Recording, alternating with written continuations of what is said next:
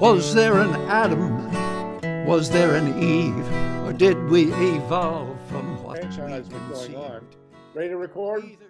Hey, everybody, this is Harvey Sluggo Wasserman back for the 32nd Zoom call, the Grassroots Emergency Election Protection Coalition. We're going to go deep in the weeds today. In Georgia, we're 2 weeks away from the second Armageddon election, this one for the control of the U.S. Senate. In Georgia, we want to explore all the details of how this vote is going to happen, but we're first going to start with Ray McClendon from the Atlanta NAACP, and then we're going to talk to Marilyn Marks and her group of the Coalition for Good Governance. I want to welcome our listeners at Progressive Radio Network, my Solartopia Green Power and Wellness Show. So great to be on with you at PRN, Progressive Radio Network, and thank you, Jesse, and the engineers in New York City for making this possible. This podcast is going to go way over an hour. So if you're with us for the full hour and you want to jump up and hear the rest of it, it will be available at our website, electionprotection2024.org or grassrootsep.org, managed by the great Steve Caruso, who's on with us and who now has much longer hair than I do. So we're going to start with Ray at the NAACP. Then and Ray's going to update us on the Get Out the Vote campaigns in Georgia, and then we're going to go over to Marilyn and Jean and the others from the Coalition for Good Governance, and that's going to be deep and detailed. We just got news from Lulu Friesdat that New York State is angling to certify terrible election voting machines, electronic, which will set us back at least 2 decades in New York. Lulu, real quick, do you want to tell us where people can get a hold of you and post your link in the chat, please? I will do that.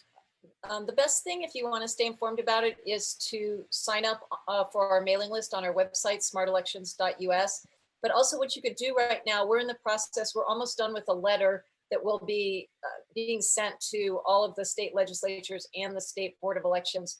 And we'll try to be getting dozens and dozens of groups to sign on to the letter, national and New York. So if your group would like to sign on against the Expressvote Excel, please just put the name of your group in the chat and just say your website, if you could, just say signing against Expressvote Excel, and we will add your name to the letter and we'll send you a copy of it so you can make sure that you're comfortable with everything. Just for people who don't know, the Expressvote Excel is a large touchscreen voting machine made by ES&S. It's one of the most expensive on the market. With touchscreen machines, we know they can go out of calibration, and so it can change votes that way. It also counts votes with barcodes, which we know can disguise how the vote is counted and change the vote. It has another problem in that the paper ballot goes underneath the print head after the voter casts it. And so the machine, if it was hacked, could change the vote that way. And it also has privacy issues because it is a huge screen where pretty much everyone in the room could probably see how you're voting. Even voters with disabilities don't like it. All right, and Lulu, you run a regular call. Put your website, just tell us your website and put your website in the chat. Lulu's calls are extremely informative, cutting edge, and have been a major part of the election protection movement. So Lulu, if you'll tell us how to get a hold of you. Super, thank you so much, Harvey. But especially if you want to sign against the letter, just put the name of your group, signing the Expressvote Excel letter. And also, if you're interested in helping us fundraise, I will also put the fundraising link. Thank you so much, Harvey. Thank you, Lulu. And I do have a special place in my heart for you because Lulu is what my father called my mother. So there you go. Okay, Ray McClendon. Ray, the political director of the Atlanta NAACP. You have been our go-to guy on Get Out the Vote in Georgia. We on this call. We do tell people where they might consider sending their support. And I want to thank Dorothy Reich. She just sent a good donation to the Atlanta NAACP. Thank you, Dorothy, for that. And Ray, the floor is yours. Okay, thanks so much, Harvey, and thanks to all of you who have participated in supporting our grassroots ground game in Georgia. We have been very active over the last week, having activities each and every day of the first week of early voting last week, from having food distribution drives for residents, where we gave out hundreds of thousands of pounds of food. We've had also a tablet giveaway for needy students who are still at home and learning from home, but need the equipment in order to be able to connect. And then this past weekend, we ended up with 23 events around the state for Get Out the Vote, where we had food trucks, various activities going on, a lot of elected officials out, and some local celebrities that were out across the state to drive traffic to Saturday voting and Sunday voting locations. Our game plan appears to be working. There's tremendous energy across the state. We are actually tracking at numbers for early voting that are approximately 6% or 7% higher than for the presidential general election. So this is unprecedented for turnout so far for a runoff set of elections. So we're gratified by that energy, and we want to sustain that. So we'll be having more activities this coming weekend. There'll be early weekend voting this coming weekend, and we'll be having a series of events from around the state as well for this coming weekend, as we then will be going into the last Saturday and Sunday for early voting, and then the final week of early voting will be next week. So we're excited about where we are, where the turnout has been. We're especially excited about the Black turnout so far. We're getting interest from all over the country, from folks such as you all. We want to thank you for all of the donations, for all of the support, for the phone banking that's being done, for the texting.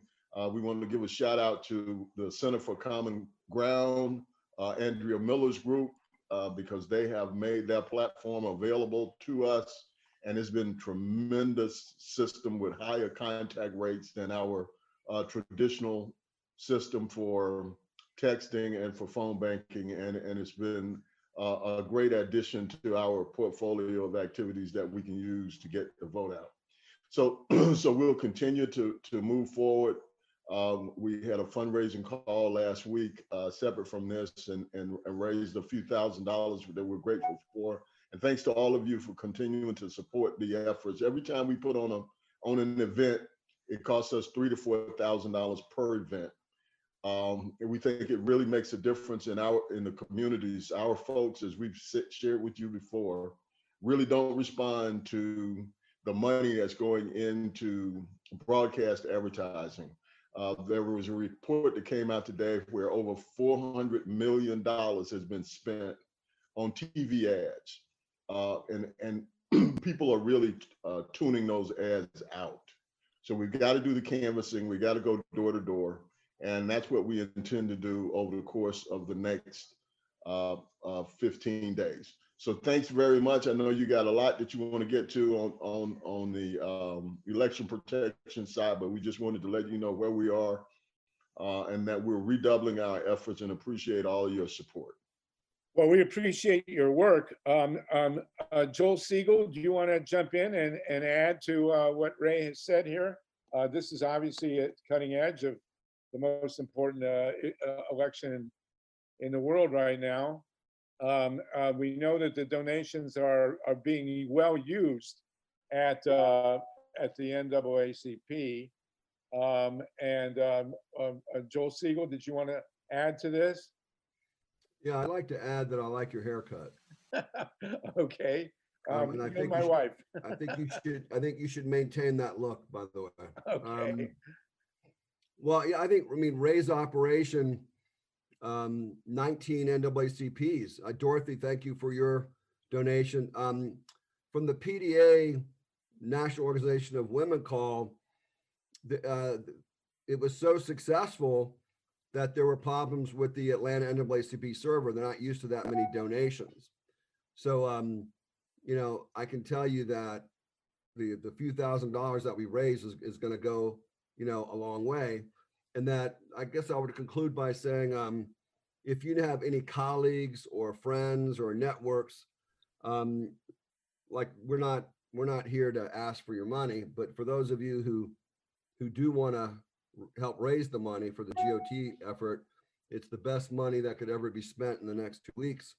And you know, for example, whether if Howie, if you send out the letter from Ray McClendon to your green folk, and they responded with a $25 check, or Dr. Bill PDA sends out a mail out to the 40,000+ people, I really think that's about the only way we're going to get money for this very important event. And as Ray told me this morning, the outcome of this will determine, you know, whether or not the existential threat of climate change is going to be met. And there's just so many organizations that are working on the same thing, but where the Senate goes is critical. And I'll close by saying that National Organization of Women is going to do an event too. So just thanks for everybody, and we're gonna be permanent coalition. We're not gonna, you know, end after this. This isn't going to end with this election. I want to remind everybody also, we've had him on the call, that there is a third race on the on this docket for the Public Service Commission of Georgia. We are nonpartisan. This commission will have oversight over the last 2 nuclear plants, big nuclear plants, to be built in this country. It's a very big deal. And Ray has been working with Daniel Blackman, and it's a very interesting confluence of events that this PSC race happens in the middle of this Senate election. Ruth Strauss, you have a hand? Ruth Strauss? Is she unmuted? Okay. I'm we'll unmuted continue. now. Oh, my go hand ahead, was Ruth. just to ask Ray if they still need phone bankers or anything that we can do to volunteer to help with getting out the vote. Absolutely, phone bankers and text bankers are both. And how do we do that? How do we get to do that? I'll put my email in the chat, and you can have folks contact me, and then we will connect you with the phone bank instructions. Perfect. Excellent. And sorry, this is Elza Schaefer from Reclaim Our Vote and Center for Hey. Common Ground, and I'll put the link in the chat right now.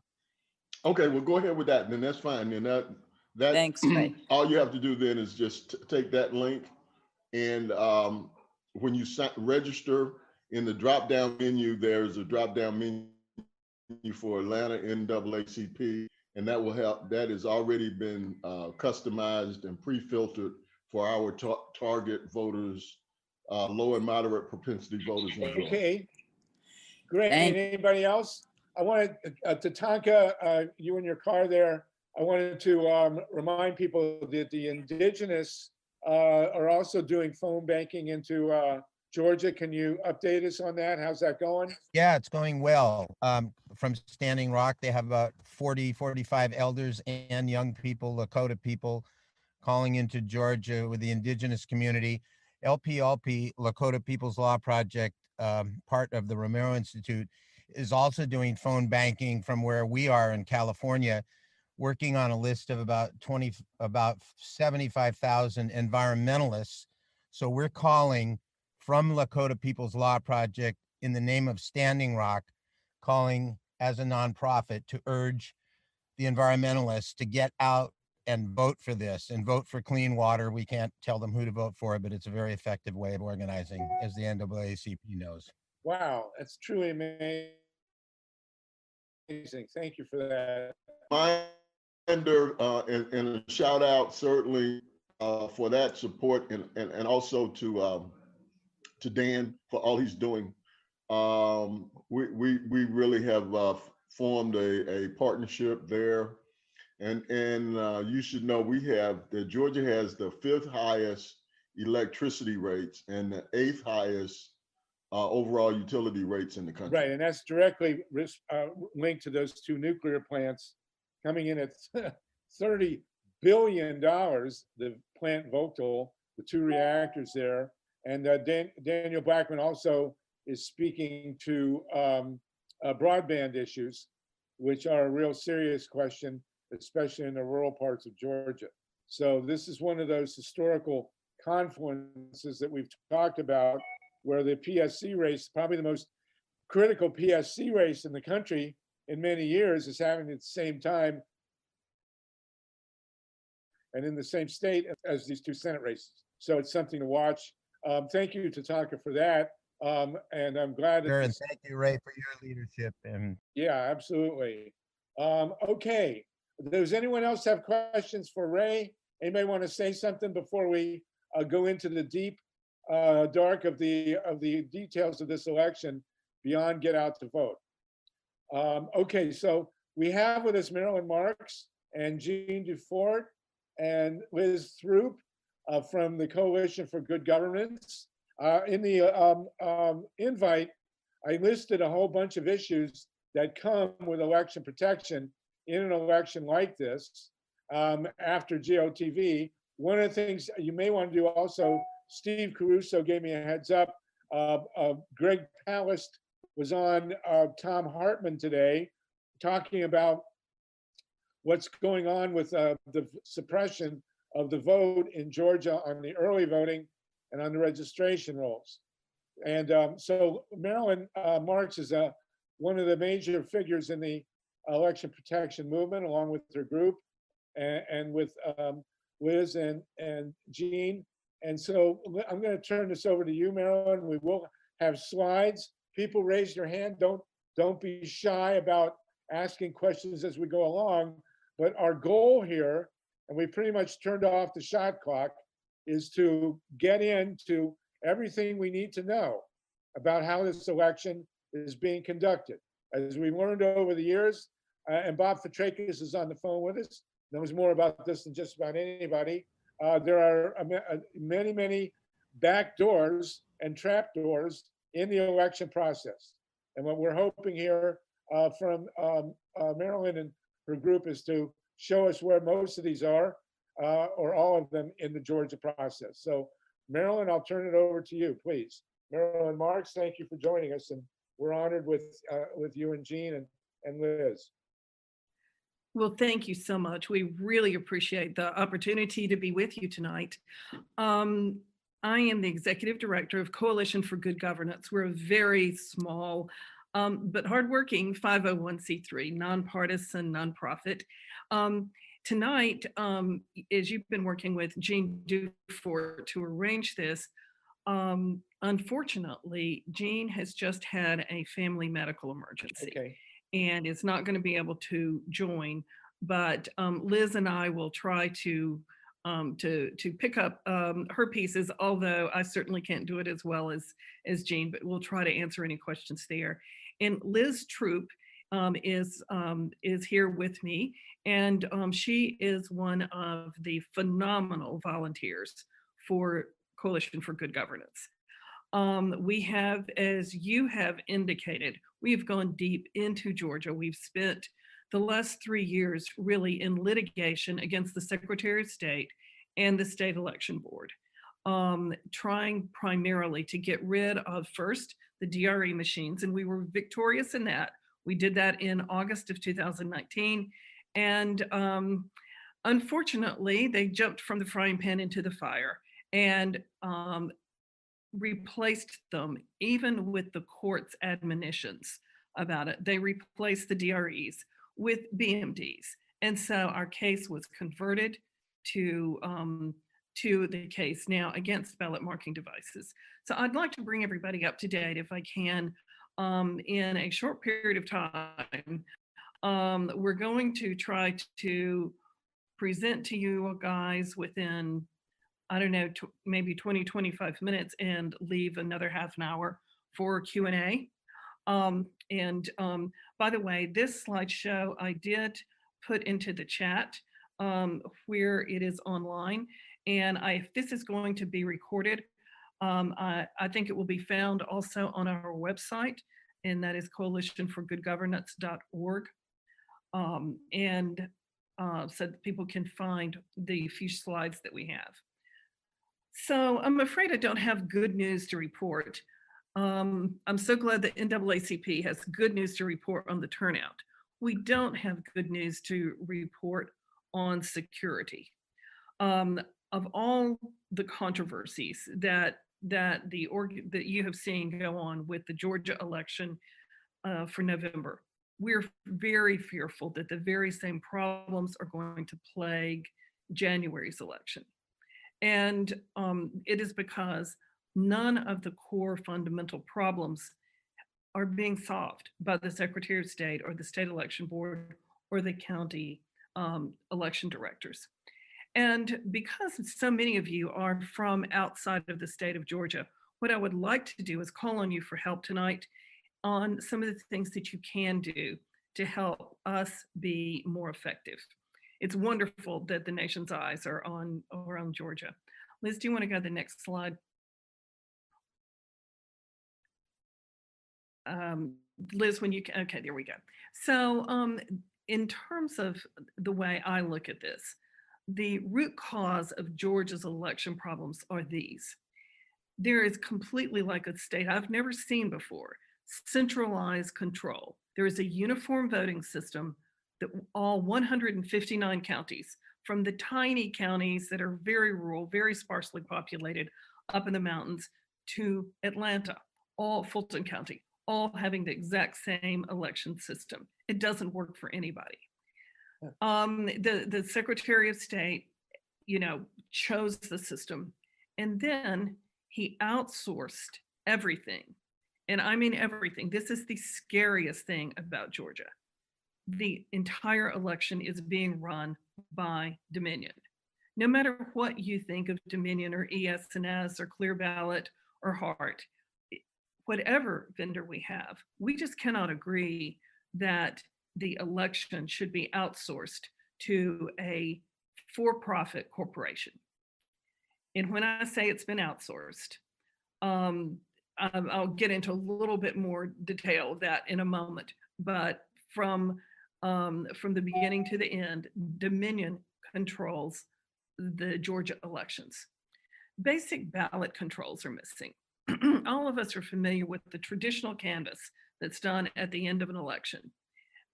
Count for all the voters that came in and count for all the ballots in the ballot box, and you should be able to reconcile them. Georgia is not doing that kind of basic step. And they found through the audit that they were missing counting thousands of ballots. So basic controls are missing. Then we've got the problem of the ballot marking devices, the electronic touchscreen ballot marking devices that we'll get into here in a moment, that you really just cannot count on to ensure the will of the voters. And as a result, the outcomes cannot be audited. So can you go to the next slide? So when we talk about the outsourcing to Dominion, Secretary Brad Raffensperger outsourced the entire election function to Dominion by using contractors of Dominion, because again, his office is responsible for, and they should not be, programming every single machine, every single scanner, every server, every touchscreen device in the entire state. So that scores of thousands of machines are programmed in one place. Supposedly the Secretary of State's office. I even object to that, but he has outsourced it all to Dominion and their contractors. There is no oversight. Of course, the Dominion as a supplier has no accountability to the voters. And essentially everything they are doing is concealed from the citizens. So as I say, they supply the machines, all the components. They are building all of the ballots for every single county. They're programming every machine. Their technicians are in even doing the testing in most of the counties. The Dominion technicians operate the tabulation servers in most of the counties. They have full access to everything. And the system is so complex that Dominion now even has technicians in every single polling place. So imagine a system so complex where we are choosing our leaders, that the citizens and the counties do not have enough competence to deal with this complex system, and we're turning over control to a for-profit corporation. And I'm the last person in the world who has a problem with for-profit corporations. I'm a retired CEO myself. I'm all about the free enterprise system, but not when it comes to public elections. It's too much. But no one in Georgia has ever pushed back on this concept. We're about the only people pushing back, but we can't really do it in our lawsuit because they're not really breaking a law per se. They're just breaking a fundamental principle of a democratic society. You want to go to the next slide, Liz? So this is what a polling place setup looks like in Georgia. You see the touch screens, which are the BMDs. You'll see that there's a Hewlett-Packard printer connected to each BMD. And also you will see on the floor, there are backup battery packs. So these things are pretty monstrous. And then in the foreground is the scanner, where there'll be one scanner generally in a polling place, where the ballots, after they're printed, are taken and put in the scanner by the voter. But notice that we can see those screens. If there were voters standing there, they can see each other's screen. I was actually standing at the table where this picture was taken. I didn't take it myself, but I could read what the screen said in terms of who the people were voting for, like the guy in the black shirt. I would have easily been able to see everything that he was voting for. They have not solved this problem. We've fussed a lot about it, but neither party has been willing to fuss about the idea that everyone in the polling place can see how you vote. And that's probably people in a large metropolitan environment don't care about that as much, but we have spent thousands of hours, hundreds of hours, I should say, in the polling places in rural Georgia. Liz and I spent a lot of time in rural Georgia. And I will tell you, in a small town, a community polling place where everyone knows everybody, we have literally watched people stand in fear in front of those machines, trying to decide whether they wanted to vote their conscience or not, because their minister's wife, their landlord, their school teacher sitting there as the polling place managers watching them vote. So this is another problem that we have with this system. When we look at November 2020, and the numbers are coming in about the same for January, the hand-marked paper ballots, the mail absentee, were 26%, and early in-person voting on the BMDs, 54%, and the election day voting was about 20%. There were a few emergency paper ballots, but not many. So in general, that is the breakdown. And there were 5 million ballots cast overall. And I'm so glad to hear that the numbers are tracking in similar to that for the runoff. Who would have thought? You want to go to the next slide, Liz? Okay, this is what the two ballots tend to look like in Georgia. So the ballot marking device produces the ballot on the left. The votes themselves are embedded in that QR code. And then the list of what supposedly the voter voted for are there in the text below it. And you will see it's hard to read, But let's also remember, it's not even the official vote. The official vote, which may or may not match what is listed on the text, is there in the QR code. And of course, this is exactly what we are challenging in the courts. On the right-hand side is the traditional hand-marked paper ballot. This one's not marked yet. This one's for the special election. The other one is for the November election. And of course, the hand-marked paper ballot in Georgia right now is mainly only used for mail ballots. It's also used for provisional ballots and emergency ballots, but the vast majority of the hand-marked paper ballot is used for mail-in. But as you can see here, the BMD ballot is pretty confusing. And I'll talk a little bit more about why we so object to it. Liz, you want to go to the next slide?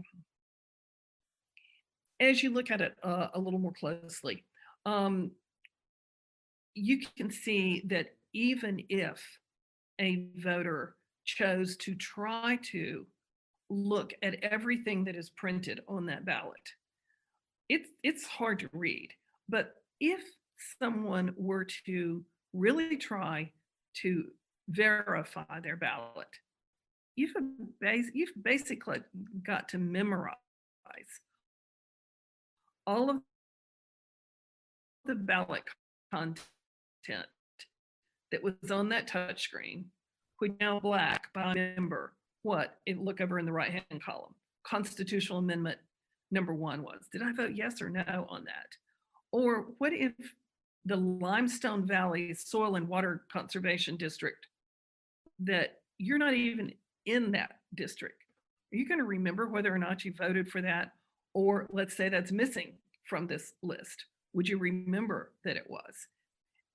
The point of all of this is to say it is impossible for most of us who don't have photographic memories to actually verify our ballot.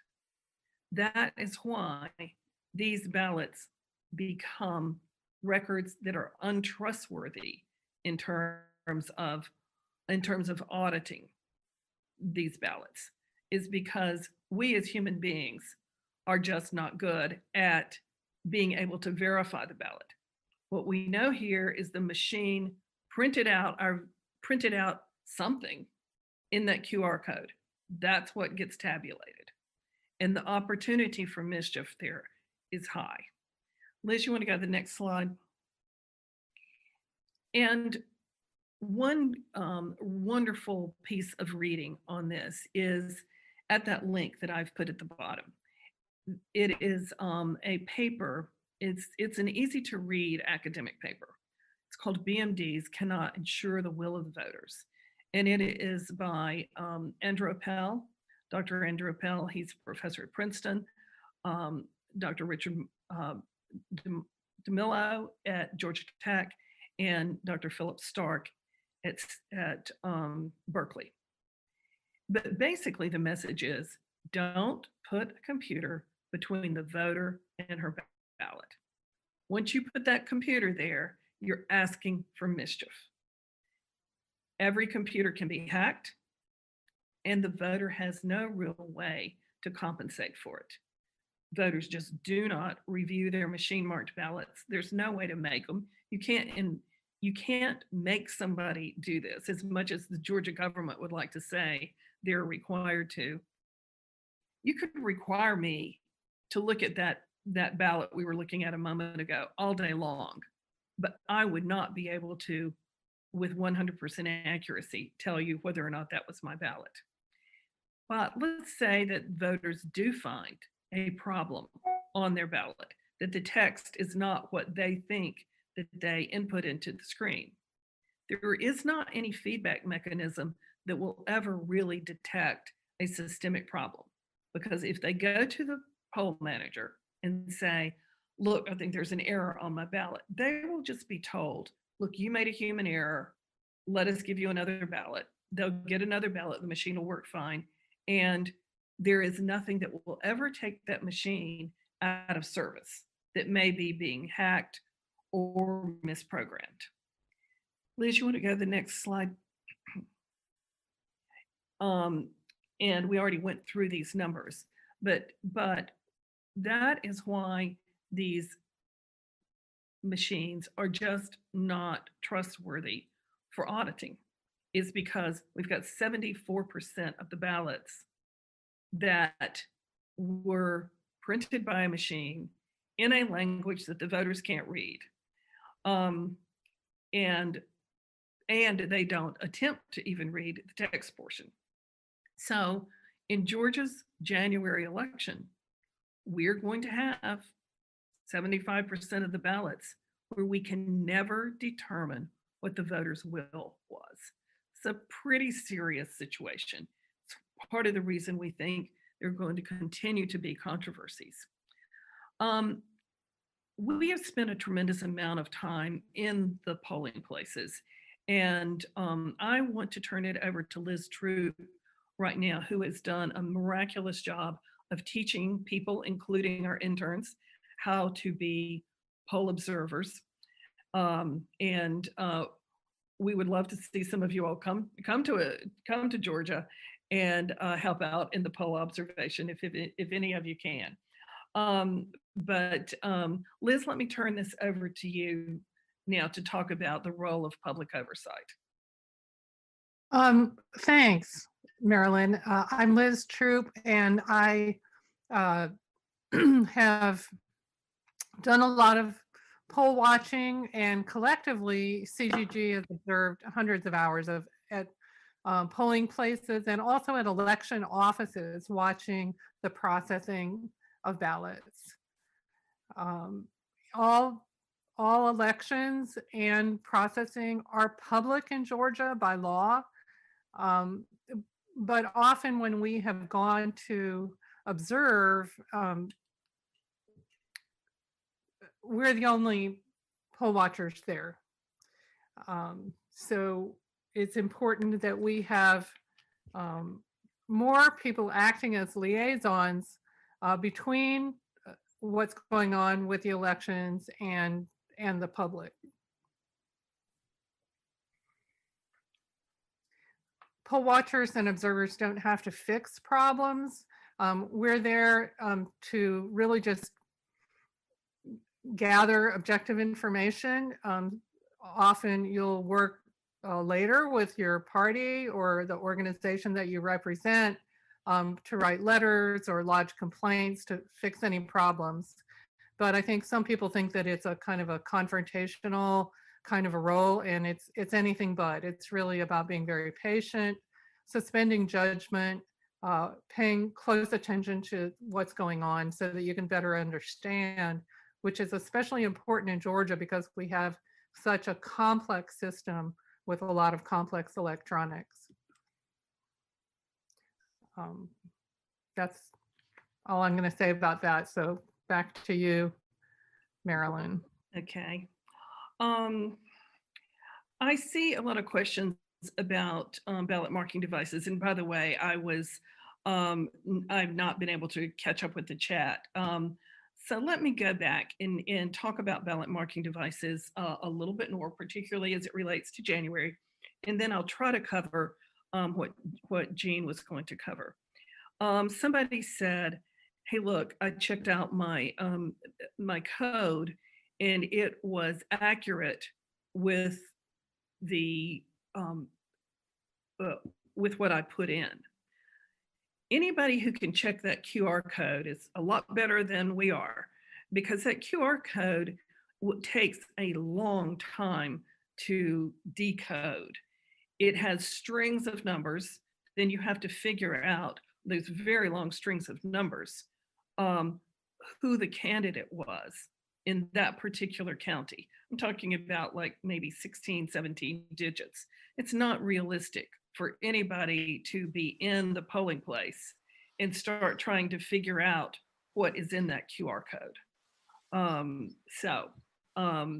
There may be somebody who's been able to do it on this call, but you know, I would say that 99.999% of us, that's not a realistic way to try to vote. Can I ask you a question? What was that? I'm sorry. May I ask a question? Please. Is the lookup table you need for the QR codes public? No. Thank you. Right. And it would be really hard to read. I mean, because it is such a long number, and it would be very, very difficult for the average voter to sit there and look at a long list. Marilyn, in this election with just 3 candidates, is it any better? It's better, but people still don't do it. So Liz and I observed, I don't know how many counties, at least a dozen counties in the early part of the year for some special elections where there were just either one race or 2 races on the ballot. I mean, even smaller than this 3 race ballot. And people just do not do it, even when they are told to do it. Excuse me. And it is, when you're trying to vote on these things, they're so complex. It's a high stress thing. They are not user friendly. You have to put in a smart card just right, get the machine working right, print out your ballot. People are not comfortable with the technology. And then you know how polling places are. They're crowded. Somebody's got a baby crying behind you. You're trying to get out of the other person's way. People just do not stop and reflect on their ballot. When you ask them if they check their ballot, what they do is they tend to check it on the screen, which of course isn't the complete picture here. But Liz and I watched them voter after voter after voter, no matter how short the ballot is, they just don't do it. Nor is it their job. It is not the job of the voter to have to check to see if the machine is operating properly. And, you know, we will never get to a point that they will. In this election, then, what is the antidote? What do we do in this election to cure as best possible the opaqueness of the process? Well, we do need to encourage people to look at their ballots. But the other thing is to encourage people to use the mail ballot process. Okay, so tell us about that now. Okay. Have all the ballots been mailed out? No, not yet.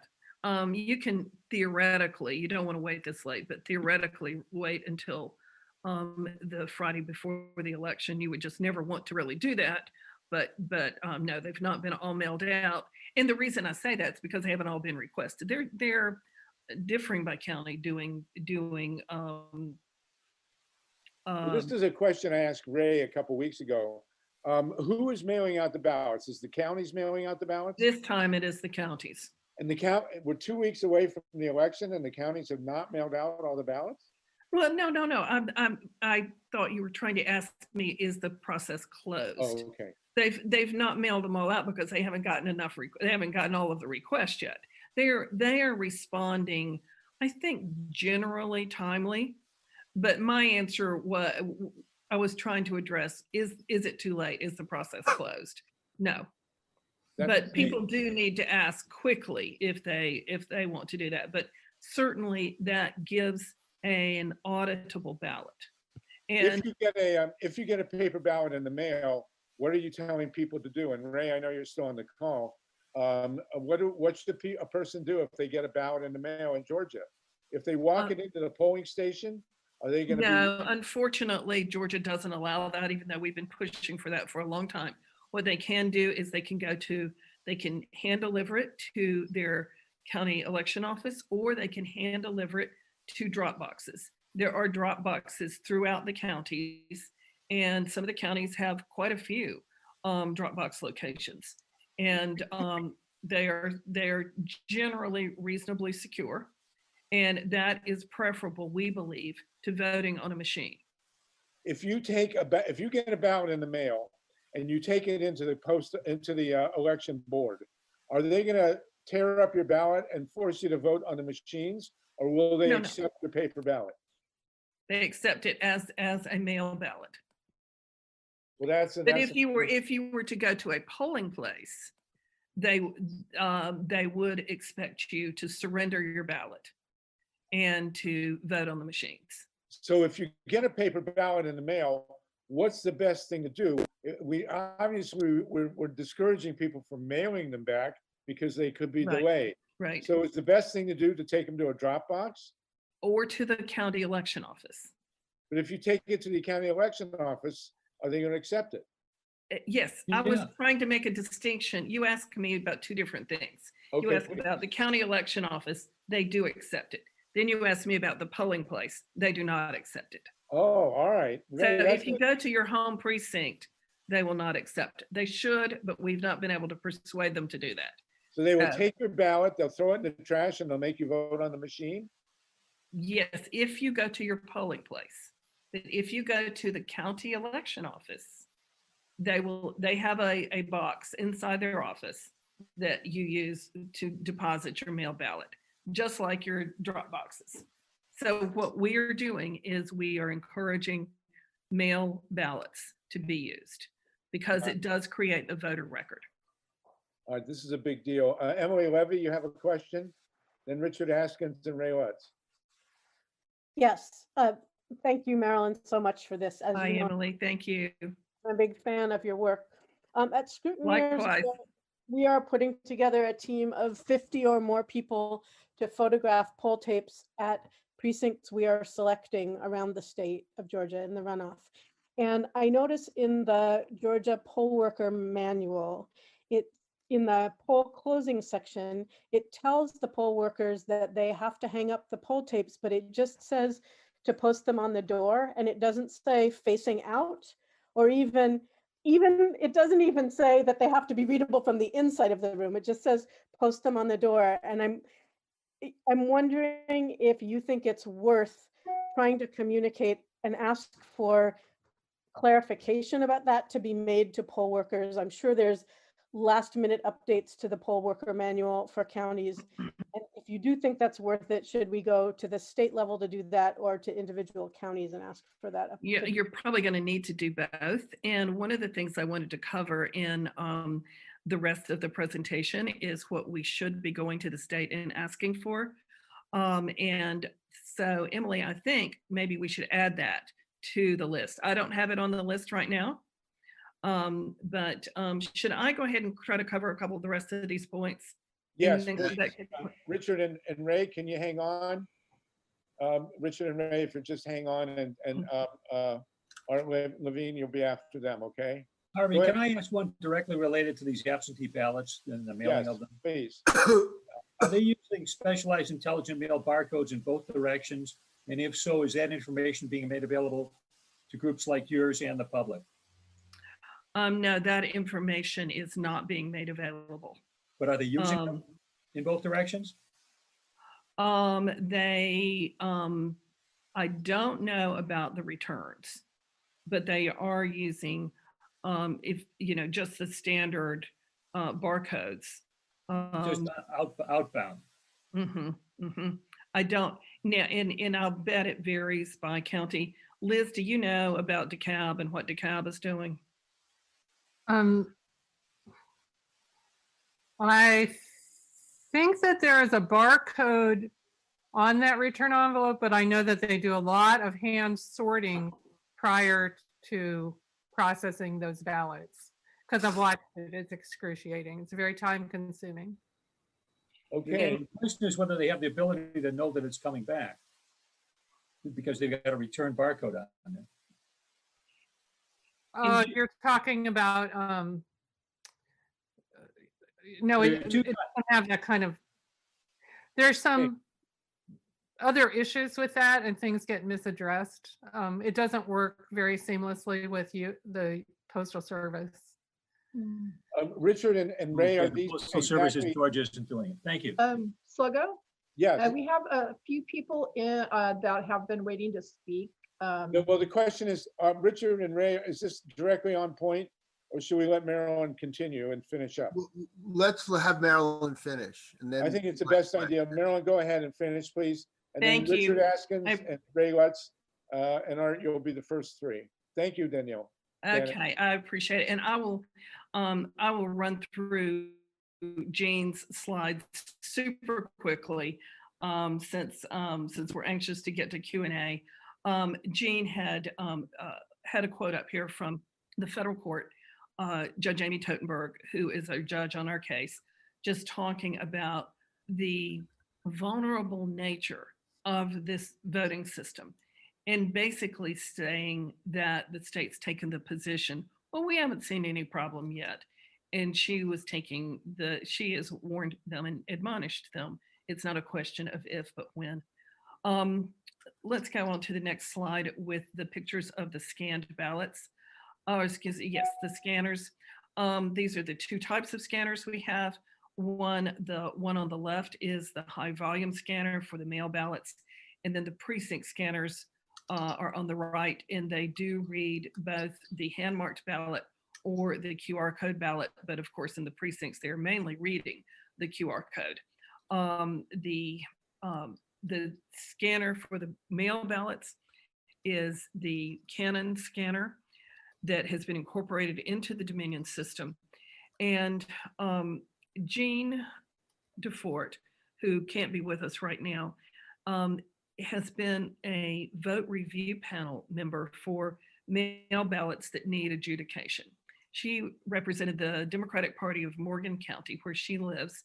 And in June, she discovered something that just shocked us all, and it did make national news. If you go to the next slide, Liz, what she discovered is that the system was flagging ballots that had marginal marks, and that was good, because then what this review panel did was to deal with the marginal marks on screen. Not very much control there, but I'll come back to that.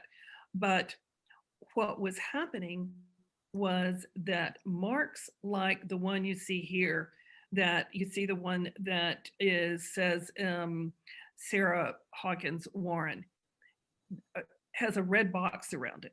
That was being flagged by the system to the vote review panel saying, is this a mark or is this not a mark? They would mark on screen a digital record that says, yes, that was a mark for Sarah Hawkins Warren. But down below, you see two more that don't have the red box around them. What Jean discovered, and the Dominion technician that was working with her on this kept denying this was happening. Nothing was showing up for this vote for Trent Brown or Christian Coomer. Nothing at all was being recorded. The system wasn't flagging it. So what Jean discovered is there were thousands of votes not being counted at all, that you and I would say, well, yes, of course that's a vote. The human eye would say, yes, that is a vote, but it, as I say, it wasn't being recorded. We reported it up the chain. The Secretary of State denied that this was a problem. And then they went into the, hey, look, if people can't mark the ballot right, it shouldn't count. And so we fought with them a good bit on that. We did take this one to court. Court was quite concerned about it. They have made some improvements for the November election in the January election, but not nearly the improvements that the court believes they should make or that we believe they should make. I shouldn't be speaking for the court that way, but the court has said that she wants more work on this after the January election. And we're just hoping that manual efforts at reviewing these ballots will pick up these votes that are not being marked or not being picked up by the scanners. Now, you all know that there was a audit, and then there was a mechanical recount, a machine recount. Quite frankly, we didn't feel good about either one of them. And they were misnamed. The press, because the Secretary of State kept saying that hand count was a recount. It was really distressing to us because that wasn't a recount at all. It wasn't done according to any recount rules. It was not transparent. And therefore, while it more or less confirmed that Joe Biden did have the most recorded votes. There wasn't really any question about that. It did not record things in a way where discrepancies can be explored, and it was done in a unfair way. It was unfair to both parties, and we just hope they never do that again. They certainly should be auditing, but not this way. And then, of course, you know, it was such a close margin. It was a machine. It was a shame to have the official recount just be a machine recount where things were just put back through the same machines. And I don't mind getting into some more details of that if you all have some questions. Well, let me ask real quick, what's going to happen this election? Well, that's where I want to. If there's a contested vote count, how will it be recounted? What I would hope would happen this time, you know, this is what I'm building up to here, but what I would hope would happen this time is that they go ahead and decide right now, we're going to do a manual recount on all of these races before we even get to see what the totals were. They need to make up their mind now rather than waiting to see the margin. There are too many questions about these machines. Let me just really quickly, I promise I won't take up much time. Liz, can you jump to that screen right there? Whoops, go back to the worksheet. So you heard the Secretary of State say, oh, everything came out to the penny. Everything was just spot on. And you all don't have the time to look at the details of this worksheet right now, but this is Atlanta, Fulton County. And when we look at the decreases and increases that we saw with the audit and with the machine count, they were not right on the money. And had there been a larger margin or smaller margin, it would have forced out some of these offsetting errors. What happened is that while if you take all the counties together and all the forms of voting, they all more or less net out, they were advantaged by the law of offsetting errors. And what I keep saying to people is we've got control of the US Senate resting on the hope of the law of offsetting errors working this time. Wow. It is a really scary thought. So what do I want you to do? Let's skip to this slide that says inadequate canvassing. I'm going to ask you all to write a short letter to the board, the State Board of Elections. We're going to give you their email addresses here in just a moment. And seek three things with Emily's suggestion. Basic canvassing.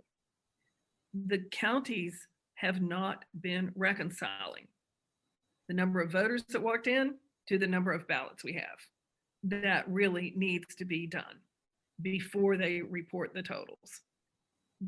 Just, it is as basic as it gets, but Georgia has not been doing that. There were several thousand ballots found in the audit that had not been counted before. And so they did have to count those in the recount.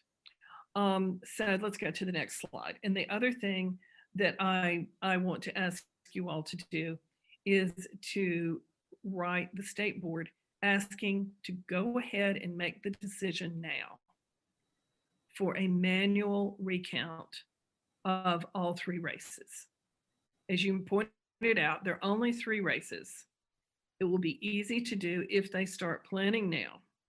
Now, of course, the machine ballots, we will never know whether those were the voters that was the voters' intent to what comes out on that paper.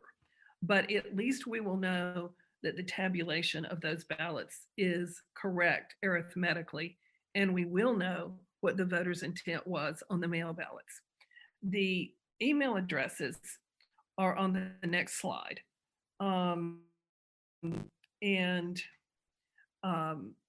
These, of course, the chairman of the state election board is Brad Raffensperger.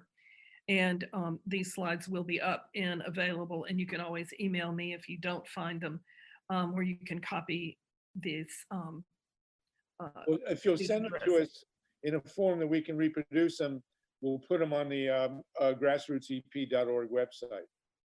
Okay, great.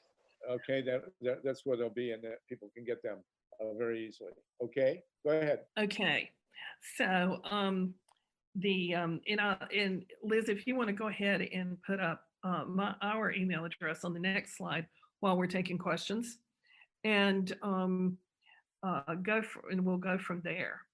So what I will try to put up the chat so that I can figure out what questions. Okay, so listen, everybody, thank you. We'll be back again next week, same time, same place. Thank you, Joel, Mike Hirsch, and Steve Caruso. Thanks, Bob, Joel Siegel, and everybody. And this is the top of the line here, Marilyn Marks and her organization. They are the best, and they'll be back with us next week. If you want to get in touch with me, solartopia@gmail. Go to the website, keep up our great work, and we are making a difference here. So keep in touch. Thank you, everybody. Was there an Adam? Was there an Eve? Or did we evolve from